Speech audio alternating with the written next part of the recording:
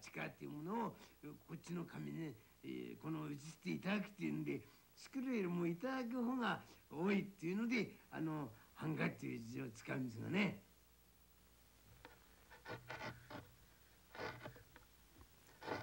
Shiko Munakata. His deep religious faith was the inspiration for his life and work. He believed that the only way to create was to rely implicitly on Amitabha, the Buddha of the boundless light.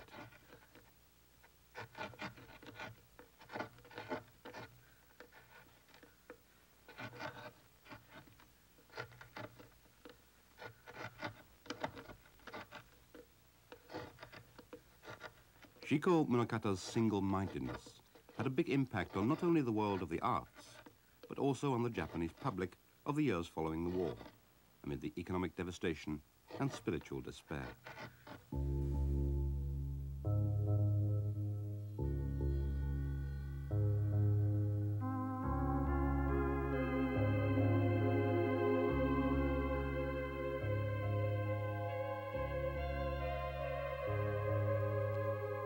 The numerous forms squeezed into each print owe their existence in this world to Amitabha. This is what Shiko Munakata believed, and the women in his prints all have the rounded image that we associate with Amitabha.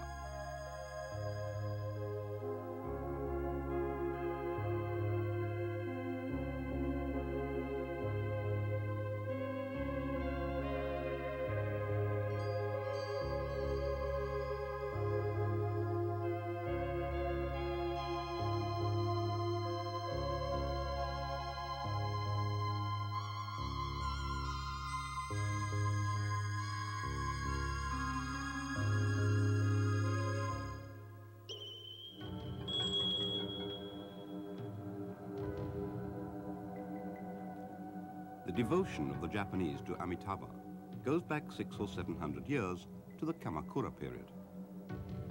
The statue of Saint Kuya in the Rokuhara Mitsuji Temple in Kyoto dates back to this period, and it reveals a completely new aspect in Buddhist carvings in Japan.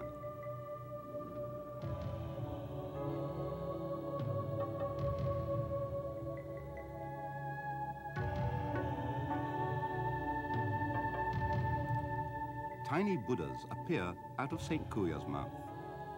The 6 Chinese characters forming the invocation Namu Amida Butsu, I place my faith in Amitabha, have each taken on the form of Amitabha and float out of the saint's mouth. Statues of this type were made all over Japan during this period. So, what changes took place in Japan during the Kamakura period?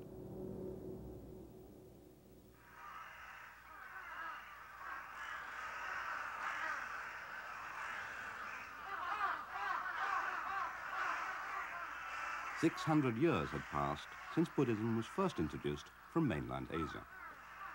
In this latter half of the 12th century, Todaiji Temple, the symbol of state-endorsed Buddhism, was the scene of bitter fighting and was burned to the ground.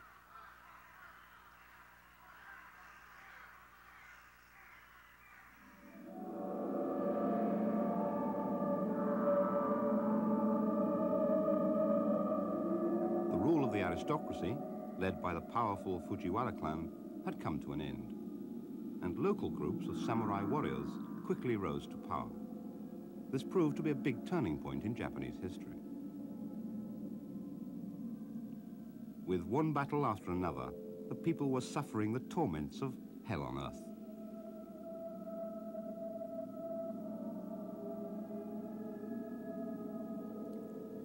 In this lawless age, even Buddhism was powerless at times. We can imagine people asking themselves if there wasn't a way of overcoming the fear of death and leading a peaceful life.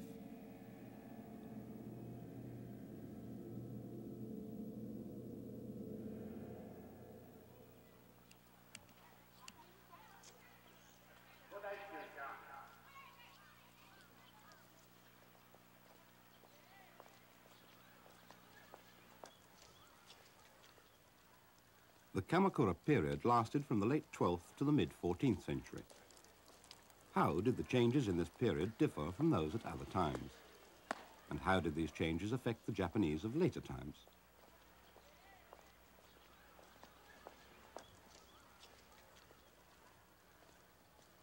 Shuichi Kato has been studying the different artistic forms which have appeared in the course of Japanese history. And the changes in the Kamakura period in particular have caught his attention.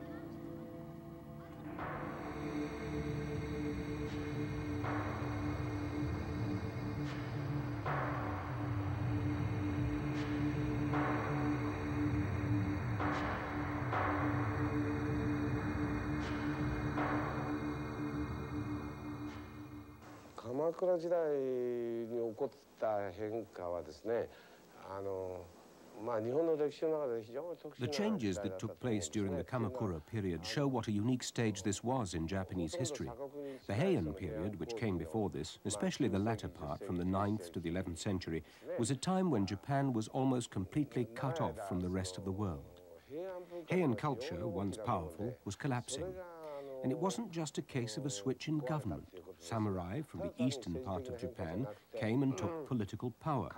But this was totally different to the revolt of the samurai warriors of western Japan, which brought about the Meiji Restoration of 1869. For the people of Edo, as Tokyo was still known in the late 19th century, it was as though the samurai from the west were from a far-off country. But the situation would have been even more exaggerated in the Kamakura period. The seat of government was in Kyoto, and the Kanto area of eastern Japan was an unknown entity.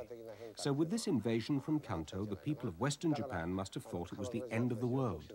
It must have been an enormous cultural shock. Well-established values underwent a sudden change.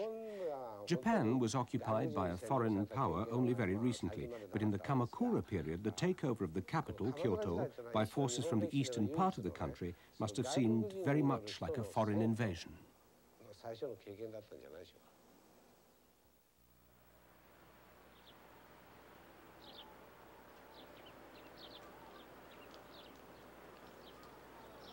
Pure Land Buddhism flourished in China in the 7th century, and it later spread to Japan.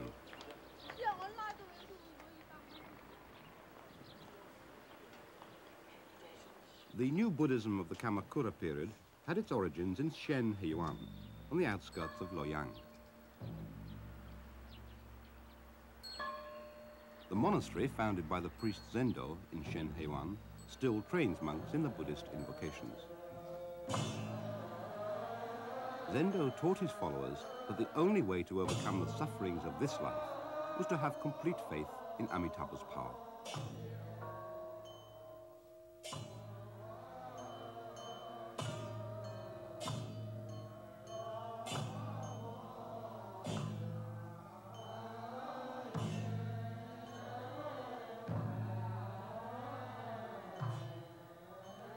According to Zendo, if you wanted to reach the Pure Land, you had to place your complete trust in Amitabha. This new sect of Buddhism was later spread throughout Japan by the evangelists Honen and Shinran.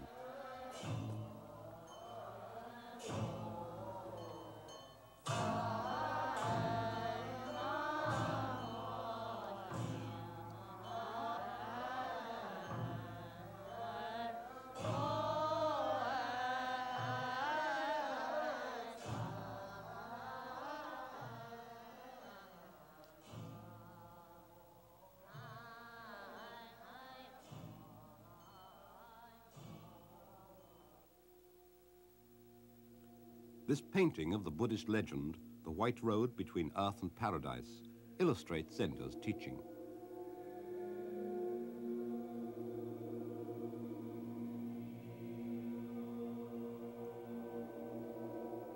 The Red River depicts the fate of those who die from battle wounds.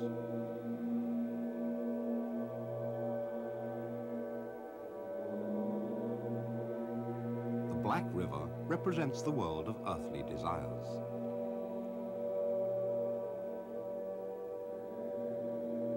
If a man falls into either of these rivers, he has to struggle in torment. But if he believes in Amitabha, a thin white road will appear.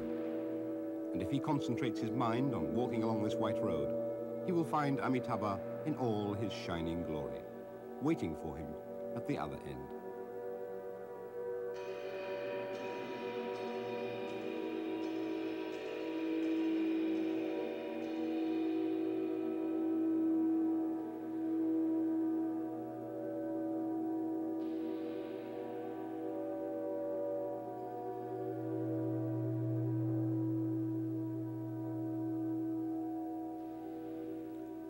Buddhism before the Kamakura period belonged to the state and the aristocracy. But Amidism, or Pure Land Buddhism, taught that salvation was at hand if you invoked Amitabha's name with all faith and sincerity, and for the first time, Buddhism spread to the ordinary people in the countryside.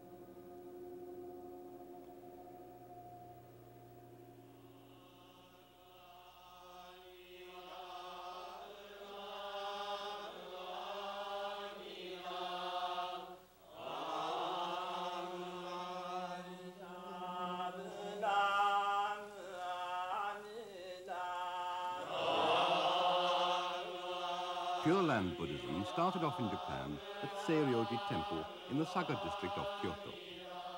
The evangelist Honen went into retreat at this temple and trained himself in the Amitabha invocations.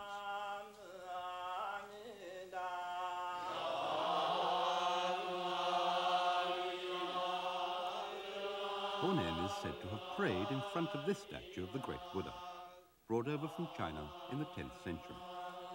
This Buddha has been left unpainted.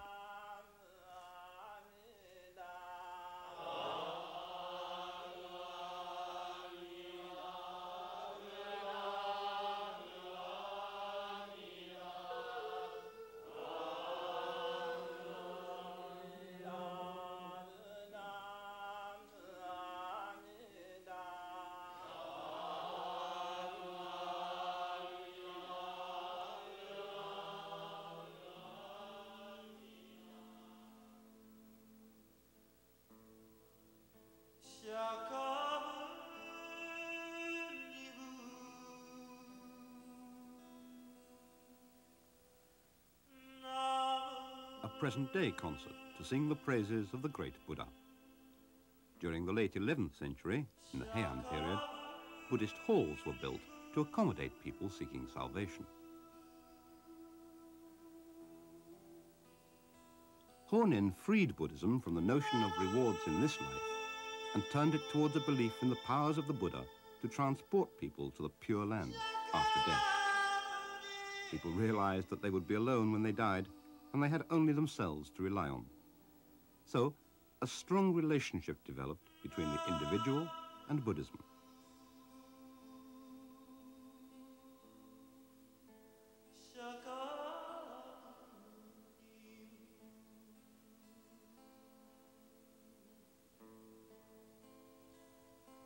Hundreds of marks have been made on this statue. For over 1,000 years, people have been throwing coins at the statue as proof of their faith.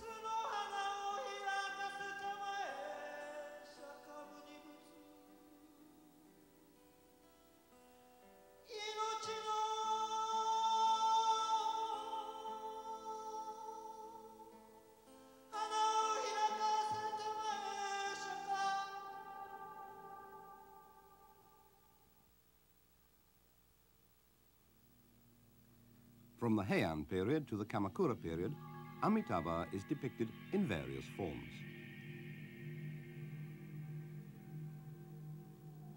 This picture of the speedy descent of Amitabha to welcome the aspirants is kept at Chionin Temple in Kyoto.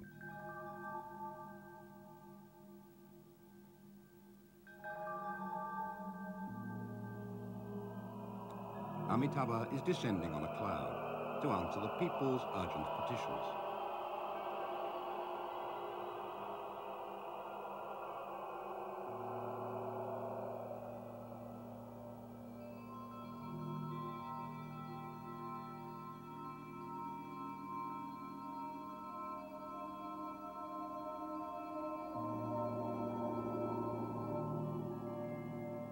The Amitabha triad have their back to the west.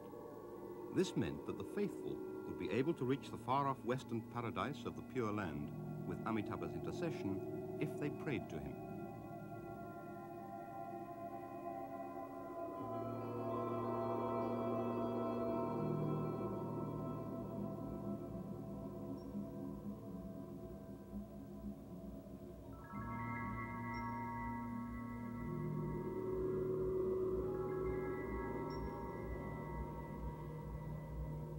Here in Kyoto, at the Sanju-san Gendo Temple, is one of the best examples of the renderings of Amitabha.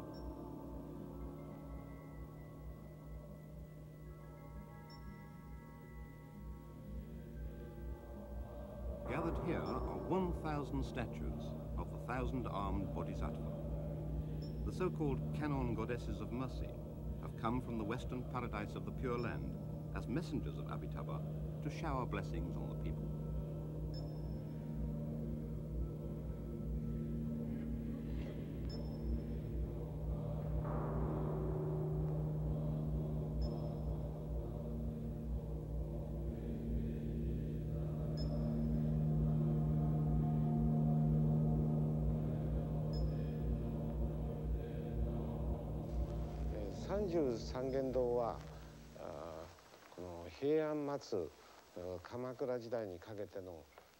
The Sanju Sangendo Temple is a microcosm of the spiritual life of the Japanese from the end of the Heian period into the Kamakura period.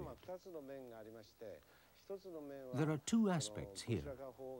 The first is seen in the 1,000-armed Bodhisattva, which was said to have been presented to the temple by Go Shirakawa, a former emperor. This wish and belief that the Bodhisattva Kannon would save them is reflected in 1,000 magnificent statues, all covered in gold leaf and all facing in the direction of the Western paradise. Now, the other aspect is slightly different. As I mentioned earlier, it was a strife-ridden age. The only person you could really trust was yourself.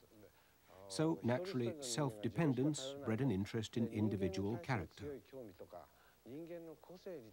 I can feel this when I walk through the Sanju Sangendo temple.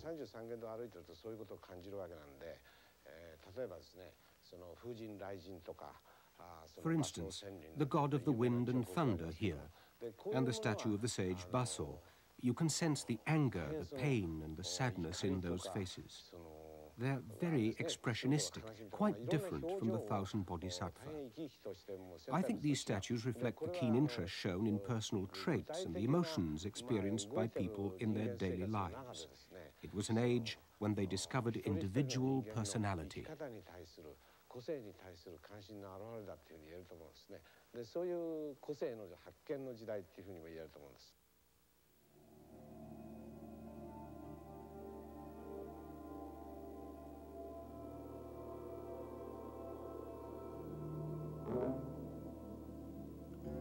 The Kamakura period was a time for personal expression. Demons had always been depicted trodden underfoot, but now they came into their own.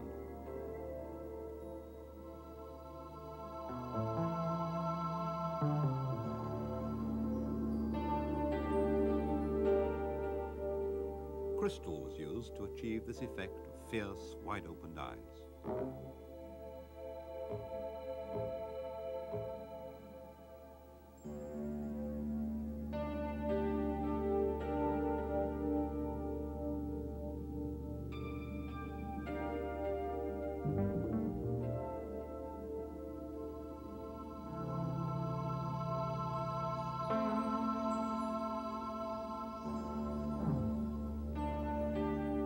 Sage Baso.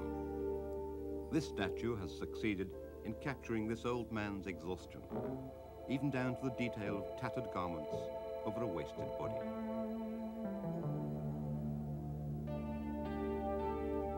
Baso was thrown into hell for killing animals and eating their flesh, but he later repented and was saved by the great Buddha.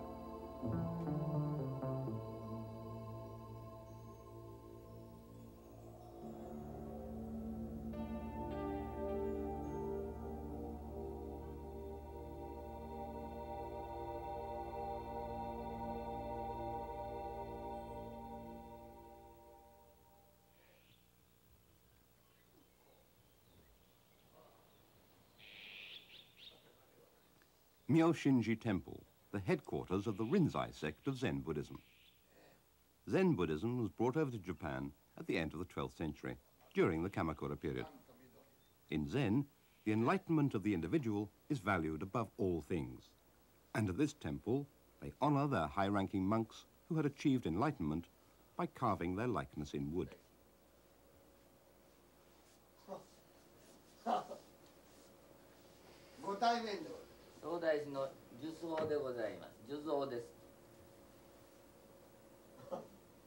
They still follow this tradition today.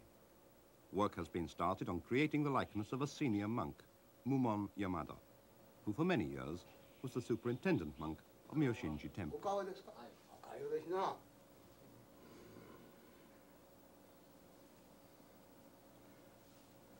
Statues of monks who had achieved enlightenment had a great influence on the sculpture of the Kamakura period. Many of the statues succeeded in portraying both the appearance and the personality of their models.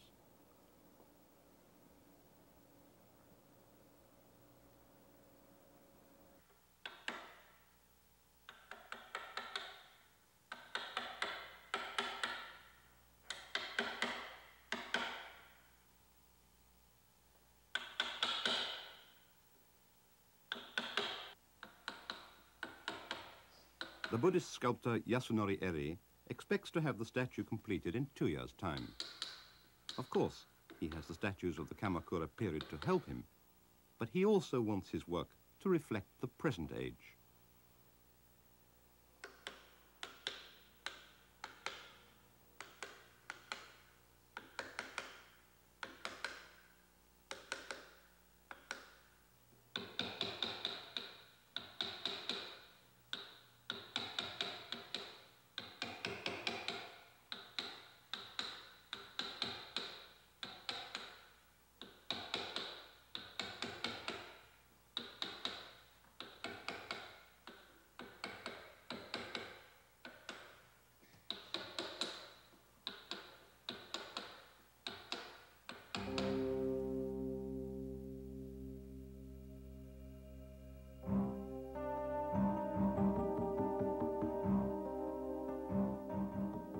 This is a statue of Chogen, a high-ranking monk who took a leading part in the reconstruction of Todaiji Temple.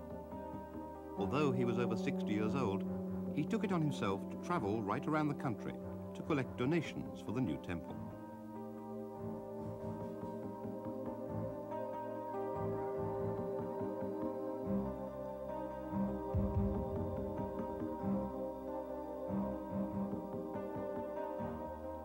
The artist wanted us to see the old monk as he really was, hence those deeply chiseled wrinkles.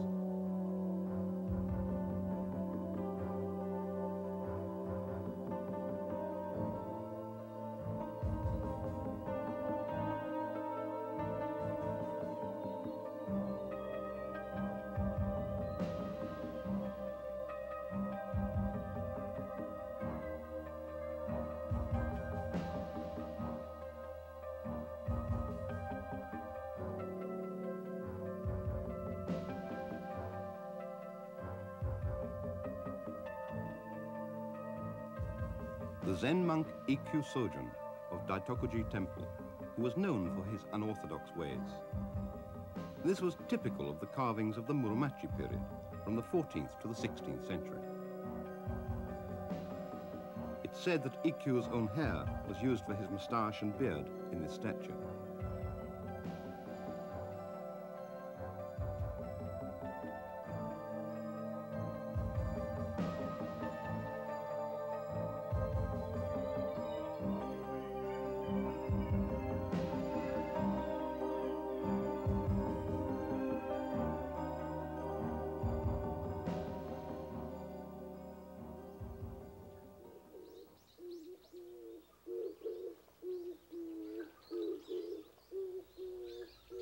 The artists of the Kamakura period tried to take a fresh look at humanity, and a new style of painting developed as well. A special type of portrait painting, known as Nisei, was practiced at Shingoji Temple in Kyoto.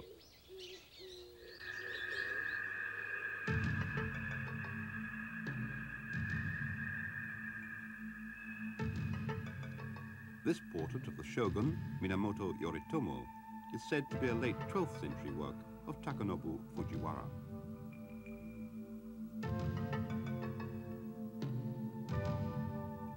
In this painting, the stylized representation of Yoritomo's robes balances well with the very personal portrayal of his face.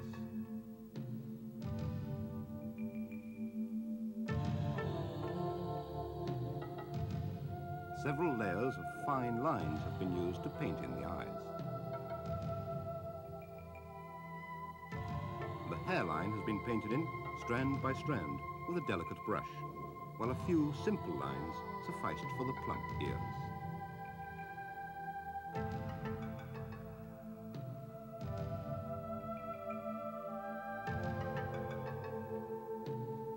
The French writer André Malraux described this as the best portrait he had ever seen.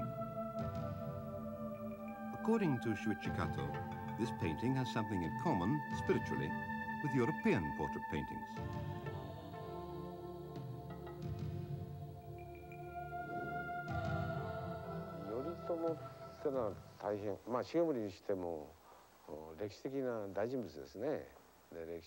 People like Yoritomo and Shigemori were important figures in history.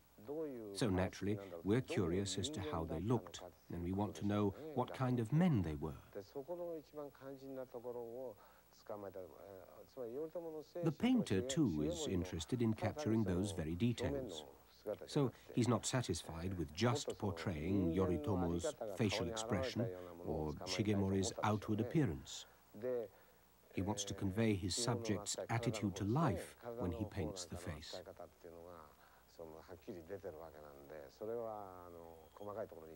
Now, with the body and garments, it's obvious how they should look, so the artist dispenses with the detail, and it's fairly generalized. That leaves the face. The whole portrait focuses on the person's face.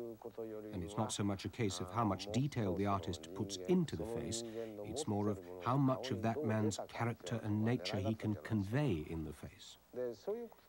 The most successful portraits are the ones which satisfy our curiosity. You can see this in the portrait paintings of the Italian Renaissance, from the 15th century right through to the works of Tintoretto.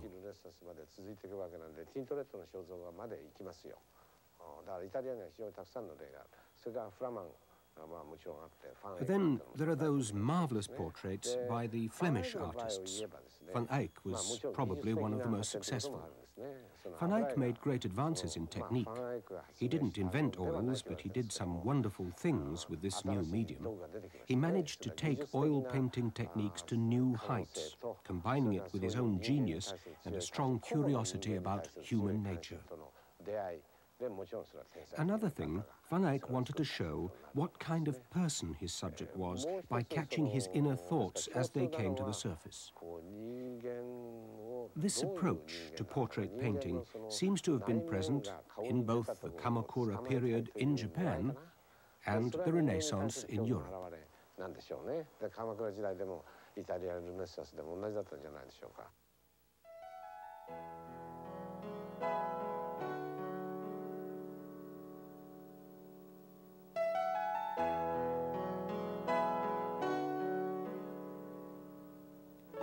Japanese portrait painters of the Kamakura period actually influenced a great artist much nearer our times.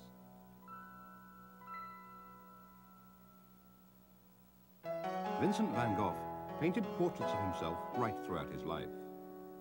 Towards the end of his life, his self-portraits changed in style because he was very much influenced by the Japanese monk artists.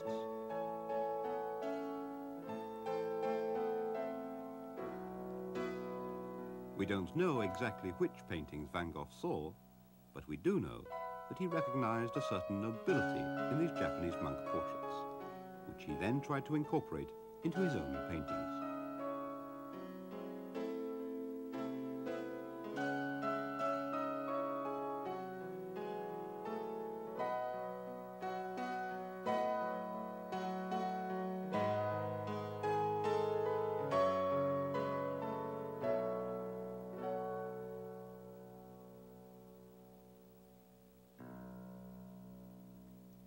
He sent this self-portrait to his friend Paul Gauguin, together with a letter which said, "I've depicted myself like those Japanese monks who devoted themselves single-mindedly to the worship of the Buddha.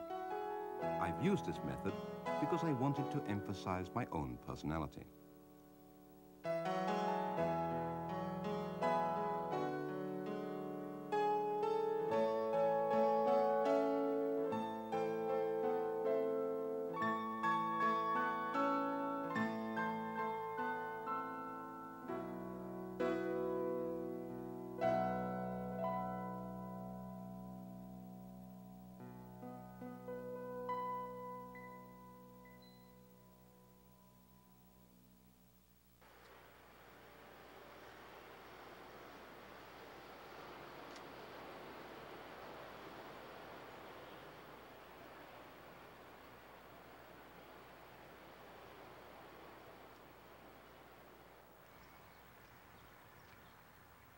A new form of Buddhism began to spread in Japan during the 12th and 13th centuries, which was also a period of great change for Christianity in Europe.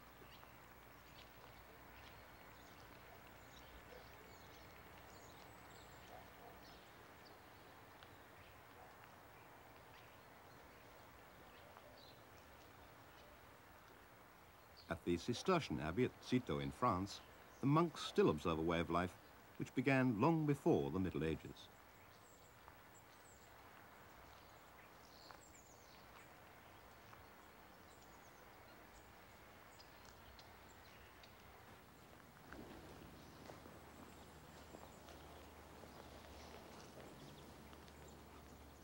The monks devote themselves to the service of God.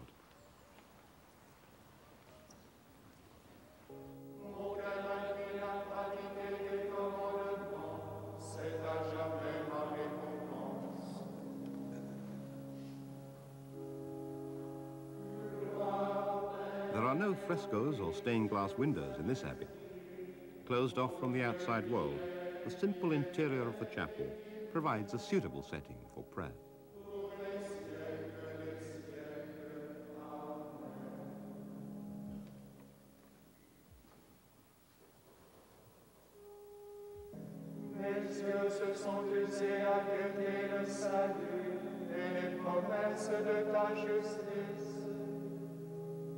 Agis pour ton serviteur selon ton amour, apprends-moi tes commandements.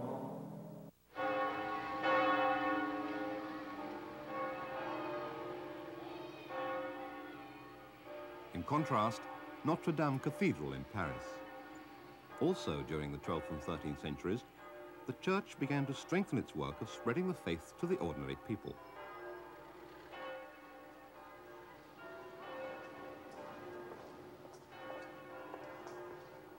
Enormous churches like this were built in the center of towns, and for the first time, large groups of the faithful were able to come together to offer their prayers. A similar situation occurred in Japan during the Kamakura period, from the late 12th to the mid-14th century. Very large temples were built in the towns, and the general public was allowed to worship in the great halls inside the temples.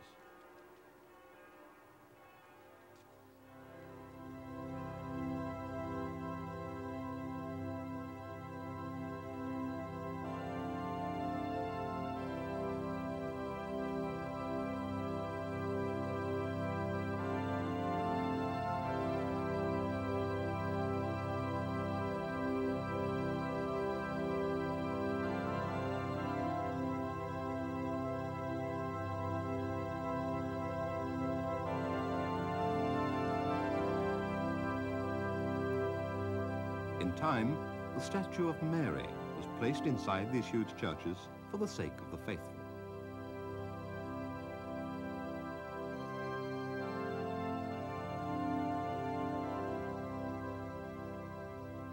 As a human being who gave birth to the Son of God, Mary became the intermediary between God and the faithful.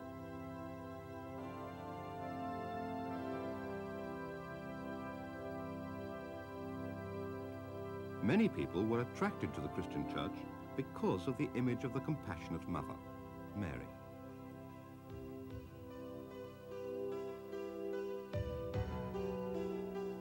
From the 14th century, there were a great many paintings of the Annunciation.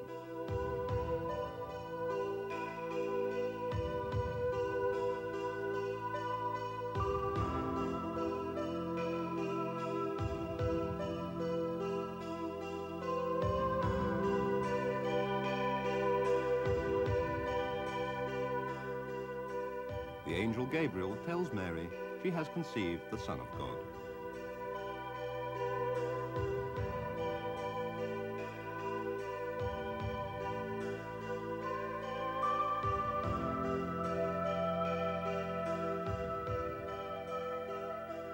The angel presents Mary with a lily, a symbol of purity, and announces the holy message.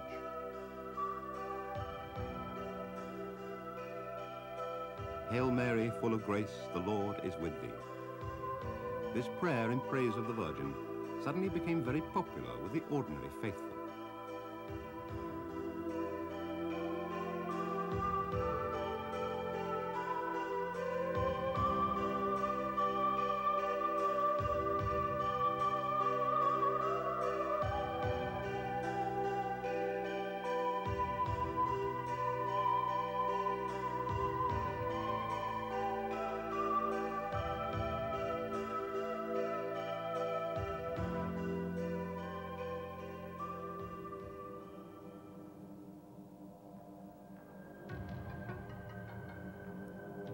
6 figures of the Amitabha float out of St. Kuya's mouth.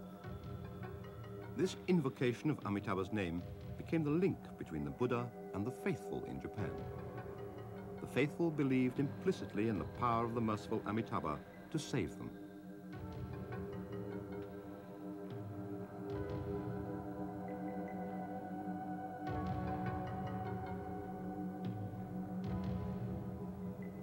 This statue captures both the surprise and joy in Kuya's face. He had recited the invocation so fervently that these figures of Amitabha actually floated out of his mouth.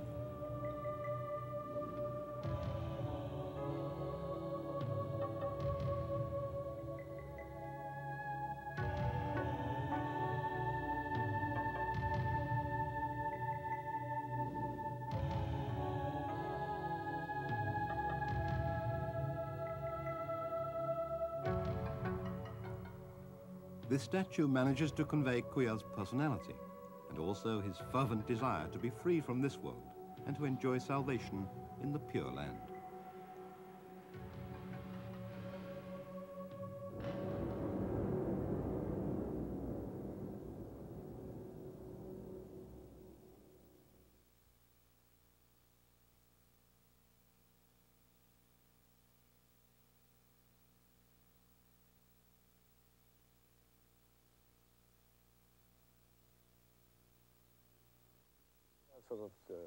In the 12th and 13th centuries, it was the Jodo sect which took Buddhism to the people.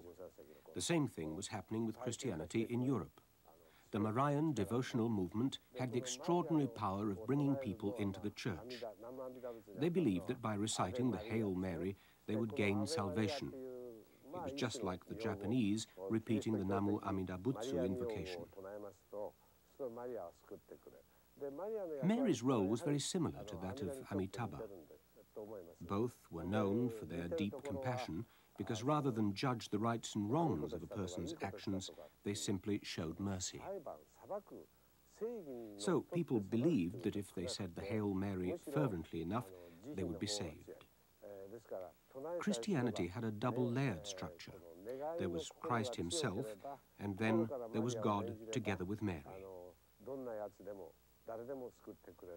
Of course, with Amitabha, you prayed to him directly.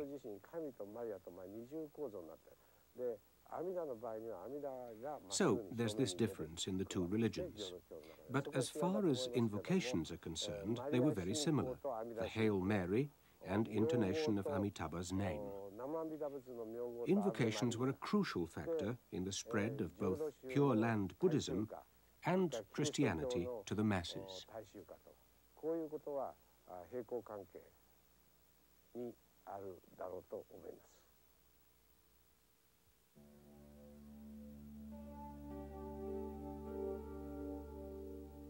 This statue of Amitabha is said to be the work of Shinran himself.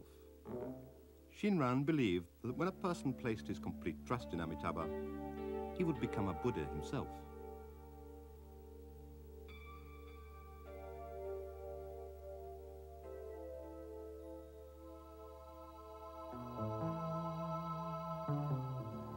Later on, Shinran expressed his belief in another way.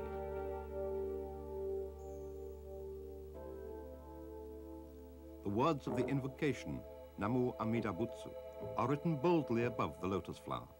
Shinran is said to have taken up the brush himself. As Pure Land Buddhism reached its zenith, they found that they no longer needed Amitabha in his tangible form. The words of the invocation had now become the Buddha.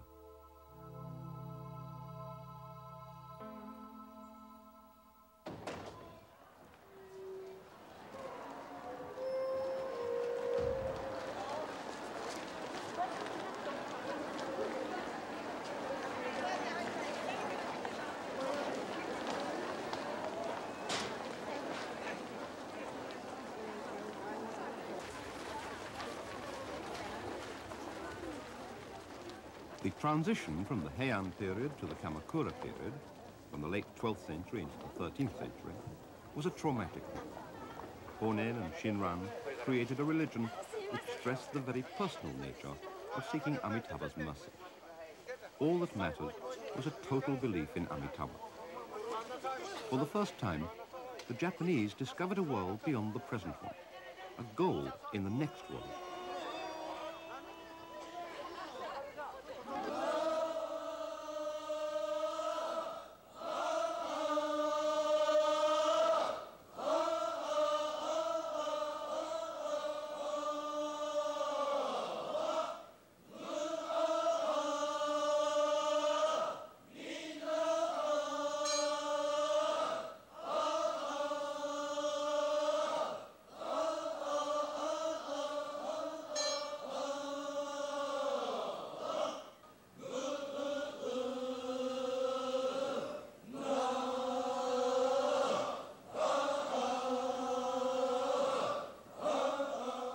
During the Kamakura period, the Japanese discovered another thing.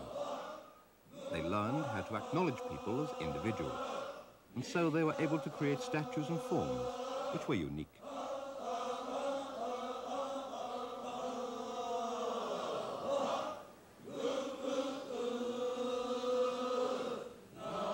A fervent belief in Amitabha and a deep interest in humanity.